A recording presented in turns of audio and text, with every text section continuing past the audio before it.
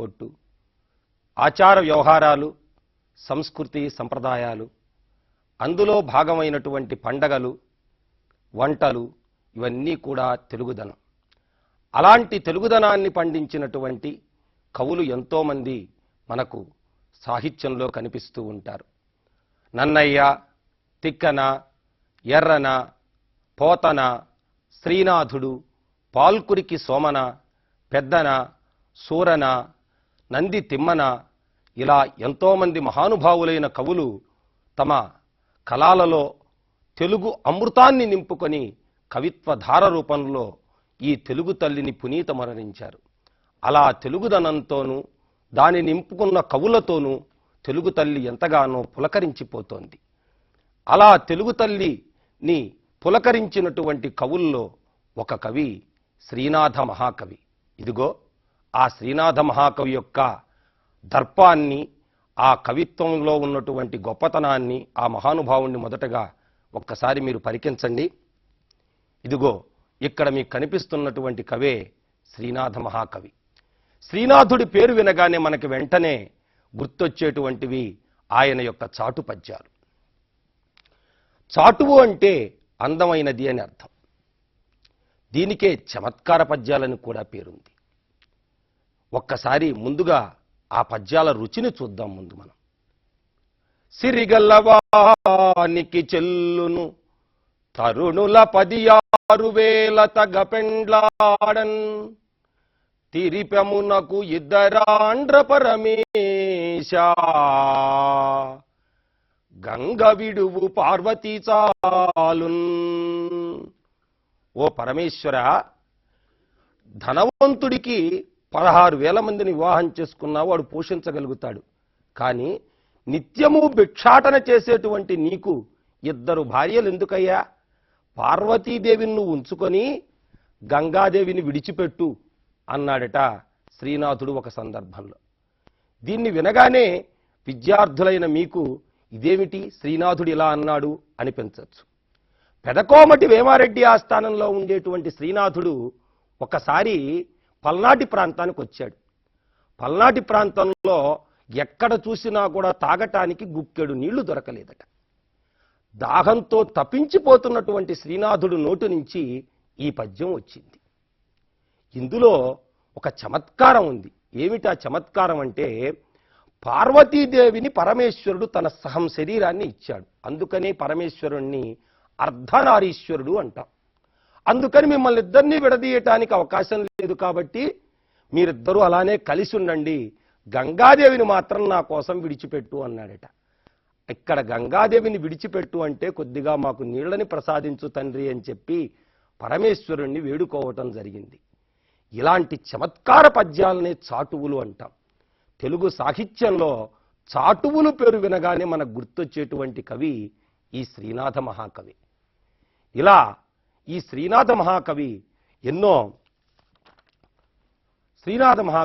గొప్ప గొప్ప చాటువులను రచించాడు. ముందుగా ఈ శ్రీనాథ మహాకవి గురించినటువంటి కవి పరిచయాన్ని మనం చూద్దాం. గమనించండి. శ్రీనాథుడు 15వ శతాబ్దానికి చెందినటువంటి కవి. ఈయన తండ్రి మారయ్య, తల్లి భీమాంబ. ఈయన పెదకోమటి వేమారెడ్డి ఆస్థానంలో విద్యాధికారిగా పనిచేస్తూ ఉండేవాడు. అంతేకాకుండా రాజమహేంద్రవరంలో ఉన్నటువంటి రెడ్డిరాజుల ఆస్థానంలో ఈయన ఆస్థాన కవిగా కూడా చాలా కాలం పాటు కొనసాగాడు. ఈయనకున్నటువంటి బిరుదు కవి సార్వభౌముడు అనే బిరుదు ఉంది. ఈయన కనకాభిషేక సత్కారాన్ని కూడా పొందాడు. ఈయనకి కవి సార్వభౌముడు అనే బిరుదు ఎలా వచ్చిందో ఒక్కసారి మీకు విద్యార్థులైన మీకు చక్కగా సులభంగా చెప్పడానికి ప్రయత్నం చేస్తాను. గమనించండి. ఆ రోజుల్లో ఈయన కొండవీటిని పరిపాలించే పెదకోమటి వేమారెడ్డి ఆస్థానంలో పనిచేస్తూ ఉండేవాడు. విజయనగరాన్ని ప్రౌఢదేవరాయలు అనేటువంటి రాజు పరిపాలిస్తున్నాడు. ఆ ప్రౌఢదేవరాయల ఆస్థానంలో అరుణగిరినాథుడు అనేటువంటి కవి ఉన్నాడట. ఆయన సంస్కృతము ఆంధ్రంలో కూడా చాలా గొప్పవాడైనటువంటి కవి. ఆయన వస్తుంటే ఒక కంచు ఢక్కని తీసుకొని మోగిస్తూ వచ్చేవాళ్ళట. అది రాజుగారు ఆయనకి మర్యాదగా ఇచ్చినటువంటి ఢక్క. ఆ ప్రౌఢదేవరాయల ఆస్థానంలో ఉన్నటువంటి అరుణగిరినాథుడు ఒక సవాలు విసిరాడట. ఏమని అంటే, తననెవరైనా సరే సంస్కృత ఆంధ్ర కవిత్వాల్లో గనక ఓడించినట్లయితే వారు ఈ కంచు ఢక్కని పగలకొట్టచ్చు అని చెప్పాడట. ఆ అరుణగిరినాథుడికే ఉన్న బిరుదు ఏమిటంటే కవి సార్వభౌముడనే బిరుదుంది.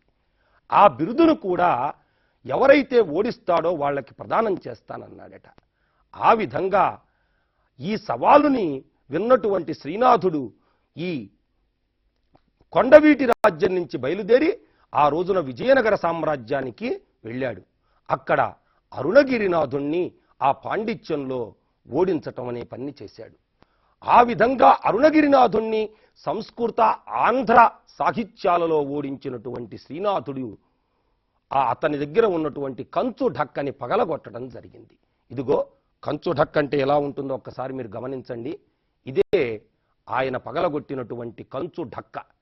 ఆ కంచు ఢక్కని పగలగొట్టడమే కాకుండా అరుణగిరినాథుడు శ్రీనాథుని యొక్క సంస్కృత ఆంధ్ర పాండిత్యానికి మెచ్చుకొని అతనికి తన యొక్క కవి సార్వభౌముడనేటువంటి బిరుదును కూడా ఇచ్చివేయటం జరిగింది.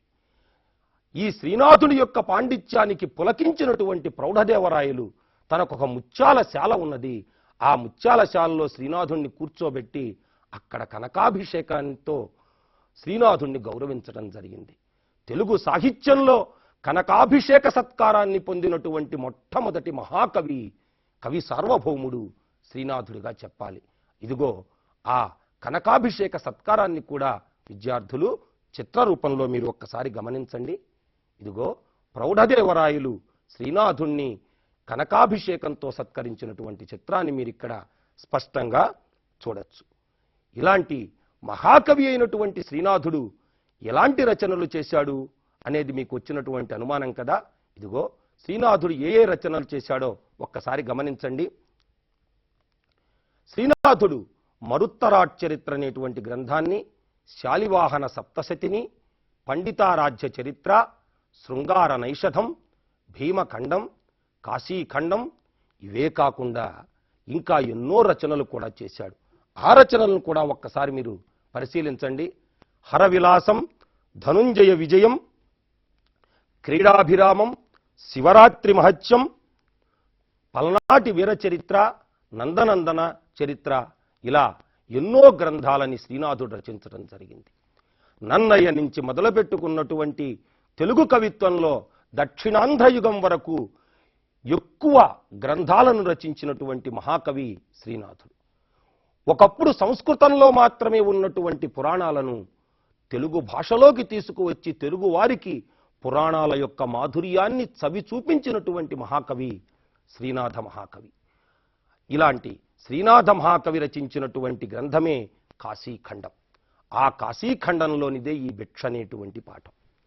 ఈ భిక్ష అనేటువంటి పాఠంలోకి మనం వెళ్ళబోయే ముందు మిమ్మల్ని ఒక చిన్న ప్రశ్న వేస్తా, సమాధానం చెప్తారా? మన దేశంలో ఉన్నటువంటి కొన్ని పుణ్యక్షేత్రాల పేర్లు చెప్పండి. ఎవరు చెప్తారు? గాయత్రి, నువ్వు చెబుతావమ్మా, చెప్పు.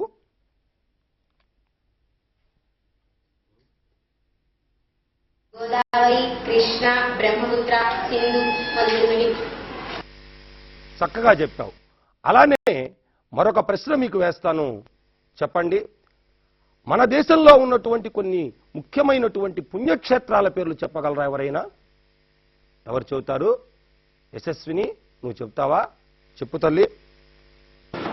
తిరుపతి, కాశీ, శ్రీశైలం, కాణిపాకం, యాగంటి, హరిద్వార్, బద్రీనాథ్ మొదలైనటువంటి పుణ్యక్షేత్రాలు. చూశారు కదా, గాయత్రి కొన్ని ముఖ్యమైనటువంటి భారతదేశంలో ఉన్న ప్రముఖమైన నదుల పేర్లు చెప్పింది. యశస్విని పుణ్యక్షేత్రాల పేర్లు చెప్పింది. మీరు గనక గమనించినట్లయితే భారతదేశం యొక్క గొప్పతనం అంతా కూడా నదుల మీదే ఆధారపడినట్టుగా మనకు స్పష్టంగా తెలుస్తుంది. ఒకనాటి సింధు నది, గంగా నది మధ్యలో సింధు నాగరికత అనేటువంటిది విలసిల్లినట్లుగా మనకి చరిత్ర చెబుతోంది. అలానే గంగా నది, యమునా నది మధ్య ప్రాంతంలో వేద నాగరికత విలసిల్లినట్టుగా మనకి తెలుస్తోంది. ఇలా ప్రపంచంలోనే ఉత్కృష్టమైన గొప్పవైనటువంటి నాగరికతలు మనకి మన భారతదేశంలో ఉన్నటువంటి నదీ పరివాహ ప్రాంతాల్లో విలసిల్లాయి. ఇంతేకాకుండా మన నదులకు ఇంకొక ప్రత్యేకత కూడా ఉంది. అదేమిటి అంటే నదుల ఒడ్డునే ఎన్నో పుణ్యక్షేత్రాలు కూడా మనం గమనించవచ్చు. అలాంటి వాటిల్లో గంగా నది ఒడ్డున ఉన్నటువంటి ఒక పుణ్యక్షేత్రాన్ని ఇప్పుడు మీరు చిత్ర రూపంలో గమనించండి. ఇక్కడ మీరు చూస్తున్నటువంటి పుణ్యక్షేత్రం దేవప్రయాగ. ఇది గంగా నది ఒడ్డున ఉన్నటువంటి ప్రముఖమైనటువంటి ఒక పుణ్యక్షేత్రంగా మనం చెప్పుకోవచ్చు. అలానే మరొక పుణ్యక్షేత్రాన్ని ఇక్కడ చిత్ర రూపంలో గమనించండి. మీకు ఇక్కడ కనిపిస్తున్నటువంటి ఈ చిత్రం ఒడ్డున పడవలు ఉన్నాయి, ఆ ఒడ్డునే అనేకమైనటువంటి దేవాలయాలు ఉన్నాయి. ఇది కాశీ. అలానే కాశీని గురించి తలుచుకోగానే ఇంకొక చిత్రాన్ని కూడా మీరు చూడవచ్చు. సాయంకాలం వేళ సూర్యుడు అస్తమించేటప్పుడు గంగా నదిలో ఆ సూర్యుడి యొక్క కిరణాలు పడుతున్నాయి. ఎంత అందంగా కాశీనగరం ఉందో ఒకసారి గమనించండి. మన పెద్దవాళ్ళు చెబుతూ ఉంటారు, కాశీ అనగానే మనకి గుర్తొచ్చేటువంటిది ఏమిటంటే హరిశ్చంద్ర ఘాట్. ఆ హరిశ్చంద్ర ఘాట్ గంగా నది ఒడ్డునే ఉంది. ఇదిగో ఇదే గంగా నది ఒడ్డున ఉన్నటువంటి కాశీలో హరిశ్చంద్ర ఘాట్. ఇలా ఈ మన దేశంలో అత్యంత పవిత్రమైనటువంటి పుణ్యక్షేత్రమైనటువంటి కాశీ ఎక్కడ ఉన్నది అంటే గంగా నది ఒడ్డున ఉండటం మనం చూడొచ్చు.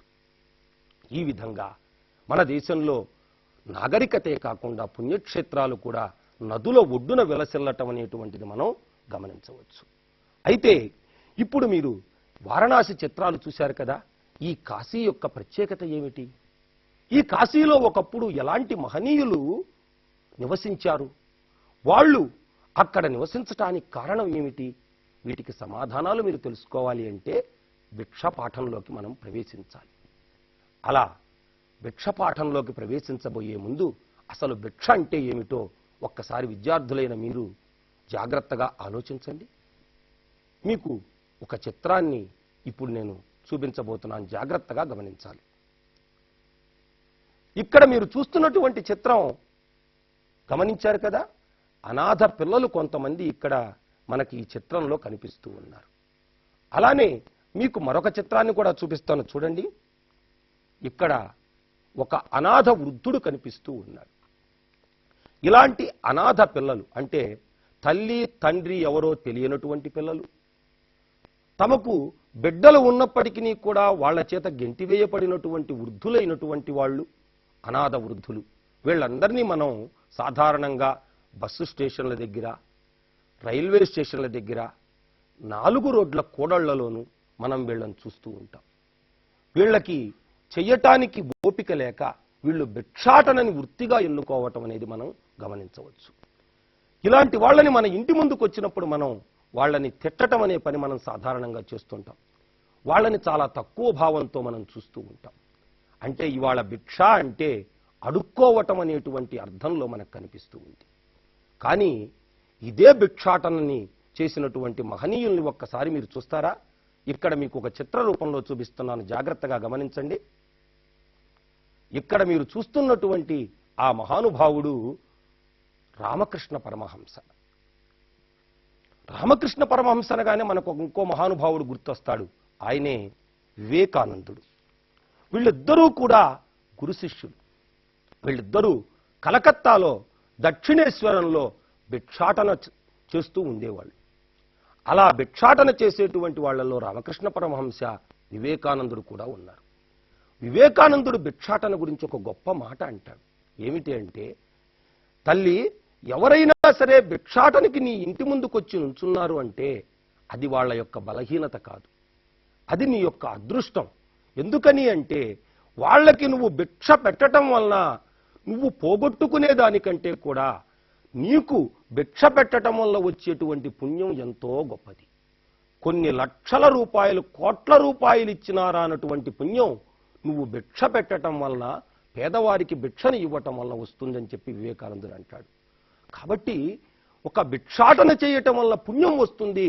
కాబట్టి అందుకనే ఎవరైనా భిక్షుకులు నీ ఇంటి ముందుకు వచ్చి నుంచున్నారు అంటే నీకు వాళ్ళు పుణ్యాన్ని ఇస్తున్నారు, వాళ్ళకి నువ్వు ఇచ్చేదానికంటే కూడా కొన్ని రెట్లు నీకే అందిస్తున్నారని చెప్పి వివేకానందుడు చెప్పడం జరిగింది. అంతేకాకుండా మనం గనక గమనించినట్లయితే మనందరం చూస్తున్నాం ఇవాళ షిరిడీ సాయిబాబా. ఈ షిరిడీ సాయిబాబా వారు కూడా భిక్షాటన చేసినట్టుగా మనకి తెలుస్తూ ఉంది. షిరిడీ సాయిబాబానే కాకుండా మనం ఇంకొద్దిగా ముందుకు వెళ్ళినట్లయితే సాక్షాత్తు మనం కొలిచేటువంటి పరమేశ్వరుణ్ణి చూడండి. ఇక్కడ ఇది కాశీలో ఉన్నటువంటి అన్నపూర్ణాదేవి. ఆ అన్నపూర్ణాదేవి దగ్గర పరమేశ్వరుడు భిక్షాటన చేస్తూ ఉన్నాడు. చిత్రాన్ని జాగ్రత్తగా గమనించారు కదా. ఇదిగో ఇక్కడ కూడా పరమేశ్వరుడు అన్నపూర్ణాదేవి దగ్గర భిక్షాటన చేస్తూ ఉన్నాడు. ఈ చిత్రాలను గమనించినప్పుడు ఏమర్థమవుతోంది అంటే, ఒకప్పుడు భిక్షాటన అనేటువంటిది పవిత్రమైనటువంటిదిగా భావించటం భారతదేశంలో మనం గమనించవచ్చు. అంతేకాదు అన్నపూర్ణాదేవి కాశీలో తొలి భిక్షని పరమేశ్వరుడికే ఇచ్చిందట.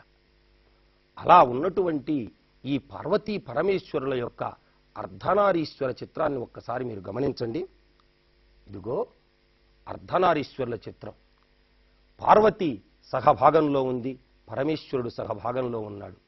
తన శరీరంలో సగభాగాన్ని ఇచ్చి గౌరవించినటువంటి మహానుభావుడు, మనం కొలిచేటువంటి దేవుడు పరమేశ్వరుడు.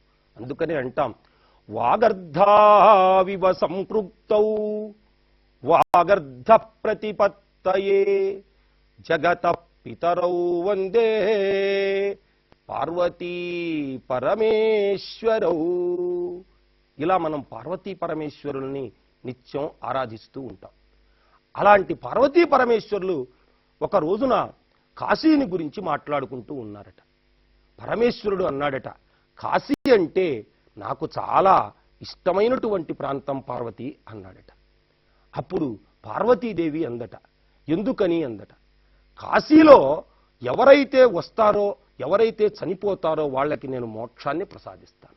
కాశీలో అడుగు పెడితే చాలు వాళ్ళకి నేను మోక్షాన్ని ప్రసాదిస్తాను. అలానే కాశీకి వచ్చేటువంటి వాళ్ళకి నువ్వు కూడా నీకు చేతైన ఉపకారం చేయమని పరమేశ్వరుడు పార్వతీదేవికి చెప్పాడట. అప్పుడు పార్వతి ఏమన్నదంటే, ఎవరైతే కాశీలో ఉంటారో అక్కడ ఉండే పురుగు కానీ, ఒక చిన్న పక్షి కానీ, జంతువు కానీ, మనిషి కానీ ఎవ్వరికీ కూడా ఆకలి అనేటువంటిది లేకుండా, కావలసినటువంటి తిండి లేకుండా, వాళ్ళు ఎటువంటి ఆకలితో బాధపడకుండా నేను నిత్యం కాపాడుకుంటూ వస్తాను అని చెప్పి పార్వతి కాశీకి సంబంధించి వరాన్ని ఇవ్వటం జరిగింది. ఇలా పార్వతీ పరమేశ్వరులు మాట్లాడుకునే సందర్భంలో కాశీలో ఉన్నటువంటి సాక్షాత్తు భగవానుడైనటువంటి వ్యాస మహర్షి విశ్వేశ్వరుడి యొక్క దర్శనానికి బయలుదేరాడట. అలా విశ్వేశ్వరుడి యొక్క దర్శనానికి బయలుదేరినటువంటి ఆ వ్యాసుణ్ణి పార్వతీదేవి చూసింది. కాశీలో ఉన్నటువంటి ఈ విశ్వేశ్వరాలయాన్ని మీరు ఒక్కసారి గమనించండి. ఇదిగో ఇదే కాశీలో ఉన్నటువంటి శివుడు నివసించేటువంటి విశ్వేశ్వర ఆలయం. అందులో ఉన్నటువంటి శివలింగాన్ని గమనించండి. ఇదే కాశీలో ఉన్నటువంటి విశ్వేశ్వరుడి యొక్క శివలింగం. ఇదిగో ఇంకొక లింగాన్ని కూడా మీరు గమనించవచ్చు. ఇది కాశీలో ఉన్నటువంటి శివలింగం. ఈ శివలింగాన్ని ఈ శివుణ్ణి దర్శనం చేసుకోవటానికి వ్యాసుడు బయలుదేరాడు. అలా విశ్వేశ్వరుడి యొక్క దర్శనానికి బయలుదేరినటువంటి ఈ వ్యాసుణ్ణి పార్వతీదేవి చూసిందట. చూసి పరమేశ్వరుడు వంక తిరిగి అందట, స్వామి, మీకు ఈ వ్యాసుడు గొప్పవాడైనటువంటి పరమభక్తుడు కదా అందట. నువ్వు ఎలా చెప్పగలిగావు పార్వతి ఈ మాట అన్నాడట. కొన్ని సంవత్సరాల పాటు నుంచి కూడా వ్యాసుల వారు ఈ కాశీని వదిలిపెట్టకుండా ఇక్కడే జీవితాన్ని గడుపుతూ ఉన్నాడు కదా స్వామి. కాబట్టే కాశీ అన్నా, కాశీలో ఉన్నటువంటి మీరన్నా వ్యాసుడికి పరమ భక్తిని నేను భావిస్తున్నాను అందట. అలాగా నేనైతే అలా అనుకోవట్లేదు పార్వతి. వ్యాసుడు మంచి భోజన ప్రియుడు. నువ్వు ఈ కాశీలో ఉన్నటువంటి వాళ్ళకి భోజనానికి ఇబ్బంది లేకుండా చూస్తున్నావు కాబట్టి ఆ భోజనం కోసం వ్యాసుడు ఇక్కడ ఉంటున్నాడు అనుకుంటున్నాను అందట. అయితే వెంటనే పరమేశ్వరుడు అన్నాడట, పార్వతి అందట, మీ భక్తుని గురించి ఈ విధంగా మీరు మాట్లాడటం తగదు స్వామి అందట. ఆయన వ్యాసుడంటే సామాన్యుడు కాదు స్వామి, మీకు తెలుసు కదా, ఆయన నారాయణుడి యొక్క అంశతో వచ్చినటువంటి వాడు అందట. అందుకనే చెబుతున్నాను పార్వతి, విష్ణు భక్తులందరూ కూడా మంచి భోజన ప్రియులు కాబట్టే వ్యాసుడు భోజనం దొరుకుతోంది కాబట్టే కాశీలో ఉన్నాడు. అగస్త్యుడి కంటే కూడా గొప్ప భక్తుడంటావా అన్నాడట శివుడు. అప్పుడు పార్వతి కొద్దిగా కోపం వచ్చింది. మీరు ఒకవేళ గనక అతనికి భోజనం దొరక్కపోతే ఏం చేస్తాడు అని పార్వతి శివుణ్ణి ప్రశ్నించిందట. ఏం చేస్తాడంటావేమిటి? అతడికి గనక భోజనం దొరక్కపోతే కోపం వస్తుంది అన్నాడట. కోపం వస్తే ఏం చేస్తాడు అన్నదట మళ్ళీ పార్వతి శివుడితో. కాశీని శపిస్తాడు అన్నాడట శివుడు. అలాగా, ఇది నేను నమ్మట్లేదందట పార్వతి. నీకు నమ్మకం కుదరాలంటే ఒక పని చేయి పార్వతి, నువ్వు ఇప్పుడు కాశీలో ఉన్నటువంటి బ్రాహ్మణ ముత్తైదువుల్లోకి ప్రవేశించు. వ్యాసుడు తన శిష్యులతో భిక్షకి వచ్చినప్పుడు ఏ ఇంటికి వచ్చినా లేదనే మాటని ఏదో ఒక రకంగా చెప్పించు. అప్పుడు నిజంగా వ్యాసుడు భక్తుడో కాదో నీకు తెలుస్తుంది అన్నాడట. పార్వతి అందట, మీరెప్పుడూ భక్తుల్ని ఈ విధంగా ఏదో ఒక రూపంగా పరీక్షలు పెడుతూనే ఉంటారు అందట. సరే, మీరు చెప్పిన పరీక్షకు నేను సిద్ధం అంది. ఇందులో శివుడు నాయకుడయ్యాడు, పార్వతి నటి అయింది. దీనికి ఇక్కడ వ్యాసుడు, భక్తుడైనటువంటి వ్యాసుడు ఇందులో ఒక భాగస్థుడయ్యాడు, ఒక పాత్రధారి అయ్యాడు. అదిగో ఆ వ్యాసుల వారు కాశీలో నుంచి మనకి ఆ వాటికల్లోకి ప్రవేశిస్తున్నాడు. గమనించండి, ఇదిగో వ్యాసుడి యొక్క చిత్రాన్ని మీరిక్కడ గమనించవచ్చు. ఈ వ్యాసుడు యొక్క చిత్రాన్ని మీరిక్కడ స్పష్టంగా గమనించవచ్చు.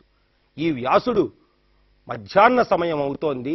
అదిగో ఆ కాశీలోని వీధులలోకి ప్రవేశిస్తున్నాడు. ఎలా ప్రవేశిస్తున్నాడో చూడండి.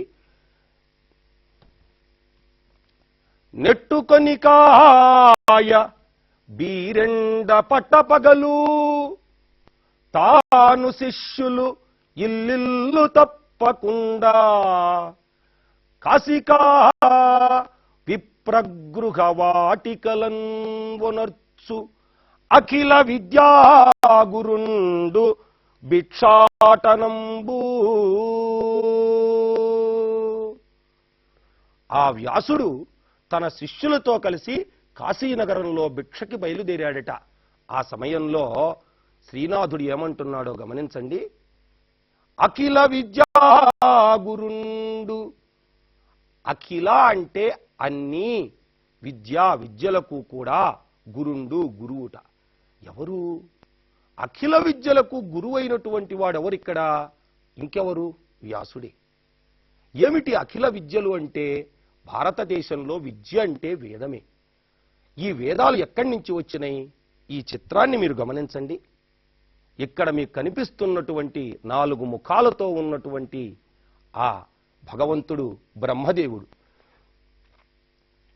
ఈ బ్రహ్మదేవుడి యొక్క ముఖం నుంచి 4 వేదాలు కూడా పుట్టాయి.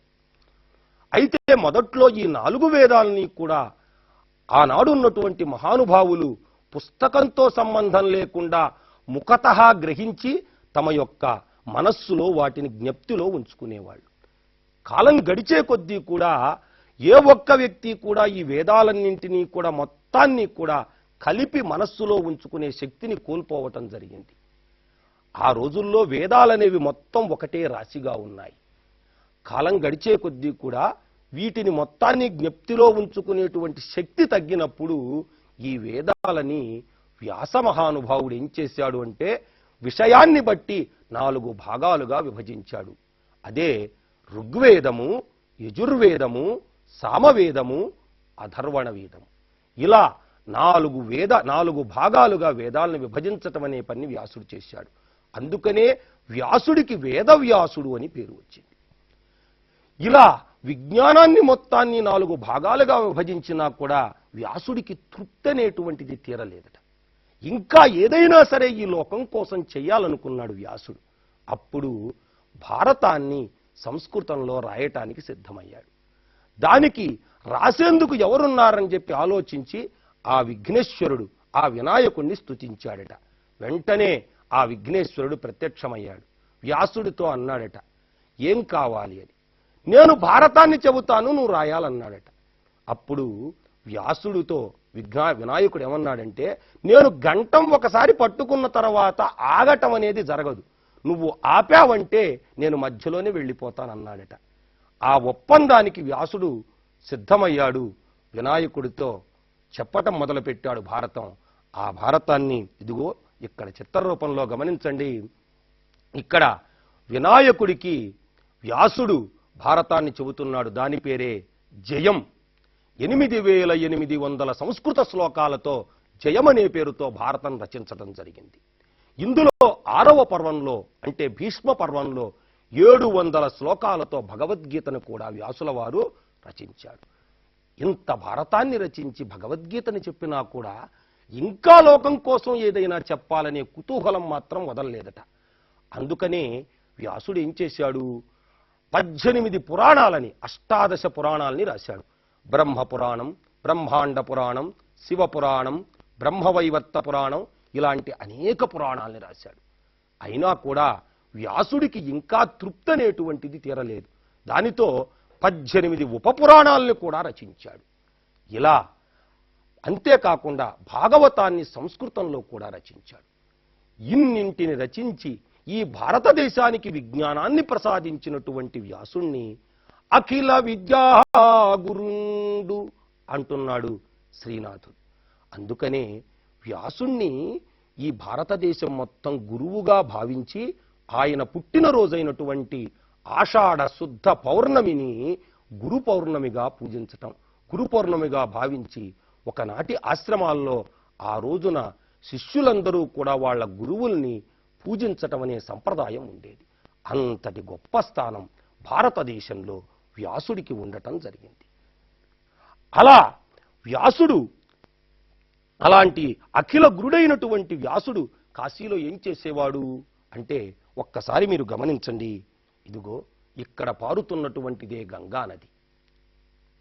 2 కొండల మధ్య నుంచి పారుతూ వస్తోంది గంగా నది.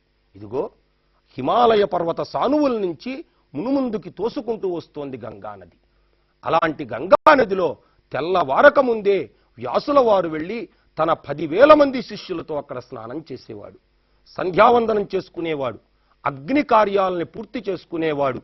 అలా అగ్ని కార్యాలని పూర్తి చేసుకొని మధ్యాహ్న సమయం అవుతున్నప్పుడు కాశీలోకి తన శిష్యులతో కూడి భిక్షాటనికి బయలుదేరేవాడట. ఎవరు? వ్యాసుడు. అదిగో వ్యాసుడు కాశీలోకి భిక్షాటనకి బయలుదేరుతున్నాడు. ఎలా ఉందో ఒక్కసారి గమనించండి.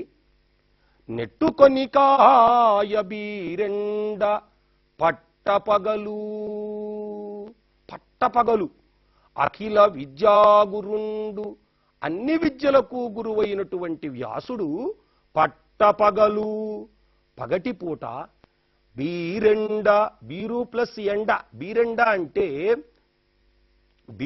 అంటే బాగా మండుటెండ. ఆ మండుటెండ పెరుగుతూ ఉండగా తాను శిష్యులు ఇల్లిల్లు తప్పకుండా, తాను అంటే వ్యాసుడును తన శిష్యులు ఒక్క ఇంటిని కూడా విడిచిపెట్టకుండా కాశికా విప్రగృహవాటికలను నర్చు, కాశీలో ఉన్నటువంటి విప్రగృహ అంటే బ్రాహ్మణ గృహాలుండేటువంటి వాటికలన్ వీధులలోకి భిక్షాటనంబు, భిక్ష కొరకై, అటనము అంటే తిరగటం అనే పనిని వనర్చు చేసేవాడట.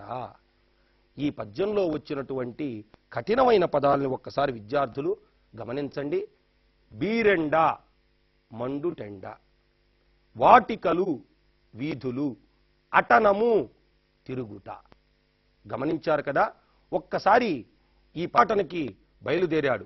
ఒక ఇంటి ముందుకు వెళ్ళాడట. ఆ సమయానికే శివుడికి పార్వతికి మధ్య జరిగిన సంభాషణలో పార్వతి వచ్చి బ్రాహ్మణ ముత్తైదువుల్లోకి ప్రవేశించింది. ఇప్పుడు ఏం విచిత్రం జరుగుతోందో చూడండి. వ్యాసుడు వెళ్ళాడు, ఒక ఇంటి ముందు నుంచున్నాడు. భిక్షాం దేహి భగవతి అని భిక్షని అర్థించాడట. అప్పుడు ఆ ఇంటి ఇల్లాలు ఏమంటోందో ఒక్కసారి గమనించండి. వండుచున్నారమను ఒక్క వనజనేత్ర, తిరిగి రమ్మను నొక్కలేతీగబోడి, దేవకార్యంబు నేడను తెరవయోర్తు, ద్వాక్కవాటంబు తెరవదు వనిత యొకతే. వ్యాసుడు అక్కడ కాశీలో ఉన్నటువంటి బ్రాహ్మణ వీధుల్లోకి ప్రవేశించాడు. భిక్షాం దేహి భగవతి అని ఒక ఇంటి ముందు అడిగాడట. అడిగితే ఆ వనిత ఏమంటోందట, వండుచున్నారమను ఒక్క కవనజనేత్ర, పద్మాల వంటి కనులు కలిగినటువంటి ఆ తల్లి అందట వండుతున్నాం, ఇంకా వంట కాలేదు అందట. వండుతున్నారము అను, ఇంకా వంట చేస్తున్నాం అందట. వెంటనే వ్యాసుడు పక్క ఇంటికి వెళ్ళాడు. ఆ ఇంటి దగ్గర నుంచున్నాడు. భిక్షాం దేహి భగవతి అని ఆ స్త్రీని అడిగాడట. ఆమెమందట, తిరిగి రమ్మను నొక్కలేతీగబోడి. లేత తీగ వంటి అందం కలిగినటువంటి స్త్రీ ఏమందంటే, మళ్ళీ తిరిగి రా అందట. భారతదేశంలో ఇదొక గొప్పతనం. తిరిగి రా అంటే వాళ్ళ ఇంట్లో ఏదైనా లేకపోతే పెట్టడానికి లేదు అనేటువంటి మాటని ఎవ్వరూ చెప్పరు, మళ్ళీ రా అంటారు. అందుకనే మన ఇంట్లో దీపారాధన చేసినప్పుడు అది ఆరిపోతే దీపం ఆరిపోయింది అనో, కొండెక్కింది అంటాం.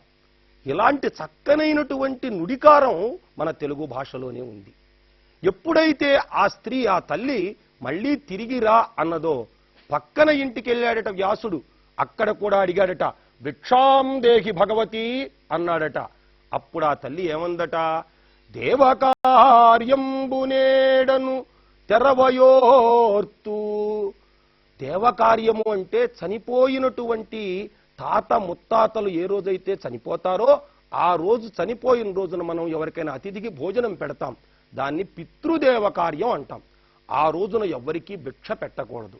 అందుకని ఆ తల్లి ఏమంది అంటే, దేవకార్యంబునేడు అను, ఇవాళ మా ఇంట్లో పితృదేవతలకి శ్రాద్ధం పెట్టాలి కాబట్టి అందట. దానితో వ్యాసుడు పక్క ఇంటికి వెళ్ళాడు. వెళ్ళి అడిగాడట, భిక్షాం దేహి భగవతి అన్నాడట. అప్పుడు ఆ స్త్రీ ఏమందో చూడండి.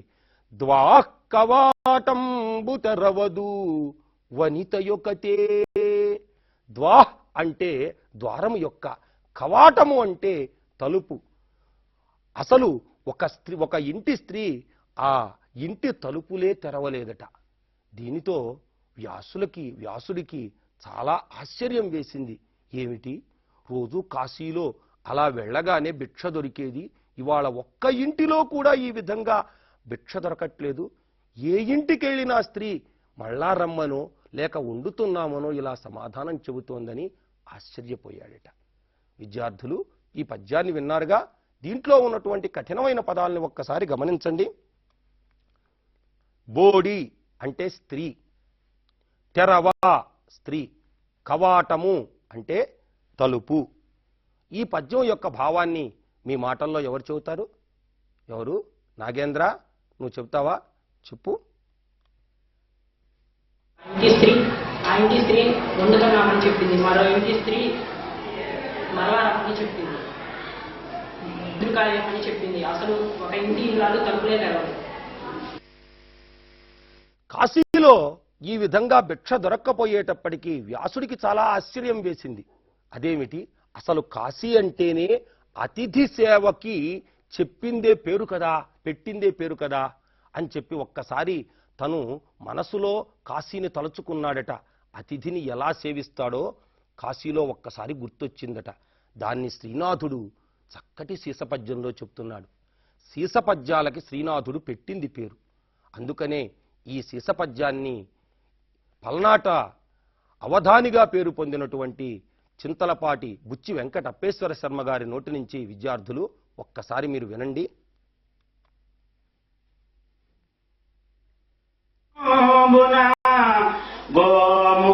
గోముఖముదీచి కడలు నాదుగా ముగ్గు కర్ర పెట్టి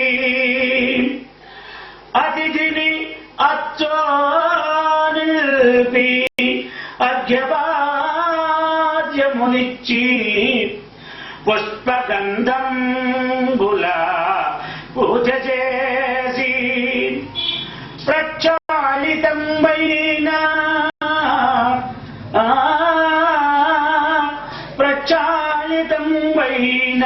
పసిడి చట్టువమున అన్నంబు మీద నెయ్యి అభిఘరించి ఫలపాయసాపూప బహు పదార్థములతో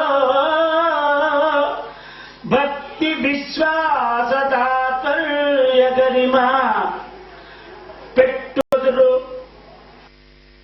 విన్నారు కదా, ఈ శ్రీనాథుడు సీసపద్యాలకు పెట్టింది పేరు.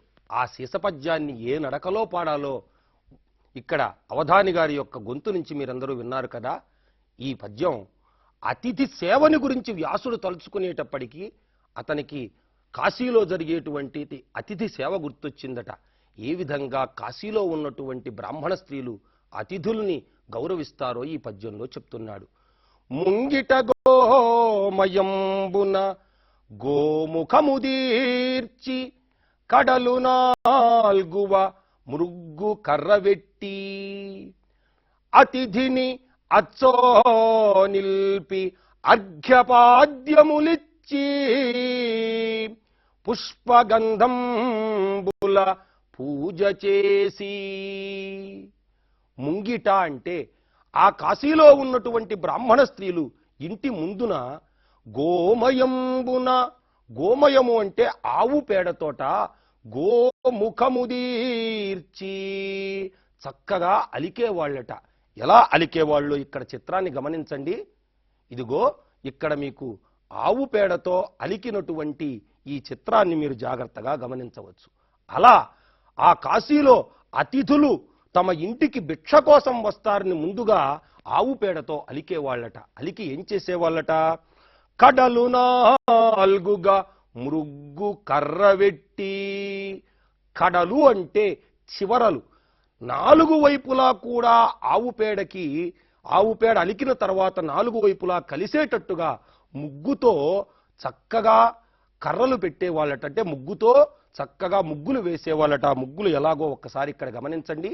ఇక్కడ మీరు గమనిస్తున్నదే కాశీలో ఆవు పేడతో అలికిన తర్వాత అక్కడ ఉన్న స్త్రీలు చక్కగా వాటి మీద ముగ్గుల్ని పెట్టేవాళ్ళట.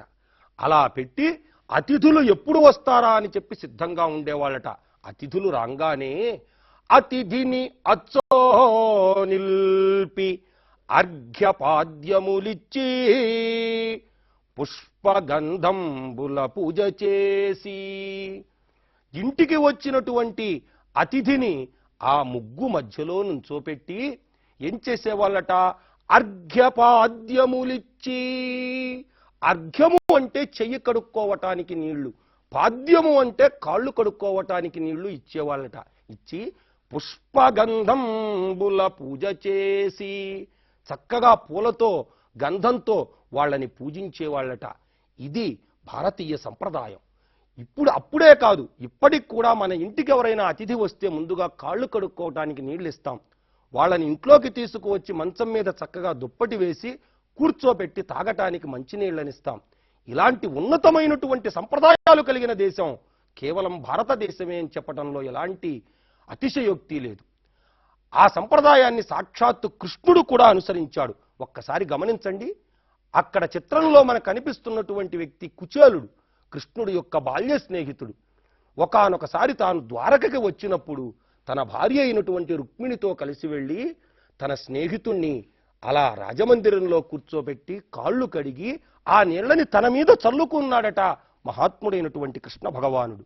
ఈ విధమైనటువంటి అతిథి పూజని కాశీలో ఉన్నటువంటి స్త్రీలు అతిథుల ఎళ్ళ చేసేవాళ్ళు. ఇదంతా కూడా వ్యాసుడికి గుర్తు వస్తోంది. ఇంకా ఏం చేసేవాళ్ళట? ప్రక్షాళితంబైన పసిడి చట్టువమునా అన్నంబు మీద నెయ్యి అభిగరించి. చట్టువము అంటే గరిట, బంగారపు గరిటని శుభ్రం చేసి దానితో నేతిని తీసి అన్నం మీద ముందుగా చల్లేవాళ్ళట. చల్లి ఆ తర్వాత ఏం చేసేవాళ్ళట? ఫల పాయసాపూప బహు పదార్థములతో భక్తి విశ్వాస తాత్పర్య గరిమా. భక్తి, విశ్వాసము, నమ్మకము, ప్రేమ కుదిరేటట్లుగా అనేక రకాలైన ఫలములు అంటే పండ్లు, పాయసము మొదలైనటువంటి పదార్థాలతో అతిథికి వాళ్ళ ఇంట్లో భోజనాన్ని పెట్టేవాళ్ళట. ఇదిగో ఈ చిత్ర రూపంలో మీరు గమనించండి. దానితో పాటుగా ఇంకేం చేసేవాళ్ళట? ఇదిగో ఇక్కడ మీరు గమనిస్తున్నదే అతిథులకు పెట్టినటువంటి భోజనం. ఈ విధంగా వాళ్ళు కాశీలో చక్కగా అతిథులకి భోజనాన్ని అనేక పదార్థాలతో పెట్టేవాళ్ళట. పెట్టుదురు మాధుకర భిక్ష భిక్షుకులకు కంకణములతో సుడిగములు రాయ కమ్రకరముల బ్రాహ్మణాంగనలు కాశీ అన్నపూర్ణ భవాని కట్టనుగు చెలులు. ఈ విధంగా అక్కడ కాశీలో ఇంటి ముందు నిలిచిన అతిథికట అక్కడ ఉన్నటువంటి బ్రాహ్మణ స్త్రీలు వాళ్లకున్నటువంటి కంకణములు, సూడిగములు అంటే గాజులు రెండూ కూడా శబ్దమవుతుండగా ఆ అందమైనటువంటి చేతులతో భోజనాన్ని వడ్డించేవాళ్ళట. ఆ వడ్డించే స్త్రీలు ఎలాంటి వాళ్ళట? కాశీ అన్నపూర్ణ భవాని కట్టనుగు చెలులు. కాశీలో ఉన్నటువంటి అన్నపూర్ణ అనేటువంటి పార్వతీదేవి యొక్క స్నేహితురాండ్రుగా శ్రీనాథుడు ఈ పద్యంలో చెప్పడం జరిగింది. ఇందులో ఉన్నటువంటి కఠినమైన పదాలను విద్యార్థులు గమనించండి. గోమయము అంటే ఆవు పేడ, చట్టువము అంటే గరిట, అభిగరించి అంటే చల్లుట, అపూపము అంటే బూరెలు లాంటి పిండి వంటలు, సూడిగములు అంటే గాజులు. అలా వాళ్ళందరూ కూడా చక్కగా భోజనాన్ని వాళ్ళకి పెట్టేవాళ్ళట. ఇది గుర్తొచ్చినటువంటి వ్యాసుడు మనస్సులో ఆ రోజు తనకు తన శిష్యులకి భోజనం దొరక్కపోవటాన్ని బట్టి బాధపడుతున్నాడు. అలా బాధపడుతూ వ్యాసుడు మనస్సులో ఏమనుకుంటున్నాడో ఒక్కసారి చూడండి. ఆ పరమ పురంధ్రులయందు ఏ పుణ్యాంగనయు భిక్ష ఎడదయ్యకటా రేపాడి మేలుకని ఏనే పాపాత్ముని ముఖంబును ఈక్షించితినో. పురంధ్రి అంటే భార్య, భర్త, బిడ్డలు కలిగిన స్త్రీని పురంధ్రి అంటారు. కాశీలో ఉన్నటువంటి ఏ ఇంటి స్త్రీ కూడా ఆ రోజు భిక్ష ఎడదయ్యకట, భిక్ష వెయ్యలేదు కదా అనుకున్నాడట వ్యాసుడు. కట అంటే అయ్యో, తనను చూసి తానే జాలిపడ్డాడట. రేపాడి మేలుకొని, రేపాడి అంటే తెల్లవారుజామునే నేను మేలుకొని, ఏనే పాపాత్ముని ముఖంబును ఈక్షించితినో, ఏ పాపాత్ముని యొక్క ముఖాన్ని నేను చూశానో కదా అని వ్యాసుడు మనస్సులో భావించడం జరిగింది. ఇందులో ఉన్న కఠిన పదాలను ఒక్కసారి గమనించండి. పురంధ్రి అంటే కుటుంబ స్త్రీ, రేపాడి అంటే తెల్లవారుజాము. విద్యార్థులు ఈ పద్యాన్ని గమనించారు కదా. దీన్ని యొక్క భావాన్ని ఎవరు చెబుతారు? గృహలక్ష్మి చెప్పు తల్లి. కాశీలో ఏ కుటుంబ స్త్రీ కూడా ఆ రోజున వ్యాసుడికి భిక్ష పెట్టలేదు. ఉదయాన్నే ముద్ర వేసి ఎలాంటి చూశాను కదా, దాని ఫలితమే ఇది అని వ్యాసుడు ఆ భిక్ష దొరక్కపోయేటప్పటికీ ఏ పాపాత్ముని ముఖాన్ని ఇవాళ నేను చూశానో కదా అనుకున్నాడట. మనం కూడా ఎప్పుడైనా ఇంటి నుంచి బయటికి వెళ్ళేప్పుడు కాకి అరిస్తే దాన్ని చెడు శకునంగా భావించి మళ్ళీ లోపలికి వెళ్తాం. అంతటి మహాత్ముడైన వ్యాసుడు, అఖిల విద్యా గురుడు కూడా ఆ రోజున ఎప్పుడైతే భిక్ష దొరకలేదో ఆకలితో ఏ పాపాత్ముని ముఖాన్ని నేను చూశానో కదా అని బాధపడ్డాడు. అయినప్పటికీ కూడా తను ఆశతోనే రేపైనా భిక్ష దొరక్కపోదని ఏమనుకుంటున్నాడో మనస్సులో ఒక్కసారి గమనించండి. ఉపవసింతుముగా కనేడు ఉడిగి మడిగి అస్తమించుచునున్నవాడు అహిమభానుడు ఎల్లి పారణకైన లేదెట్లు మనకు మాధుకర భిక్ష బ్రాహ్మణ మందిరములా. ఉడిగి మడిగి, ఉడిగి అంటే మాని, మడిగి అంటే అణగియుండి, ఈ రోజుకి నేను ఉపవాసం చేస్తాను. ఎందుకంటే అస్తమించుచునున్నవాడు అహిమభానుడు. అహిమము, హిమము అంటే చల్లనైంది, మంచు అని అర్థం. అహిమము అంటే చల్లని కాని కిరణాలనిచ్చేవాడెవరు? సూర్యుడు.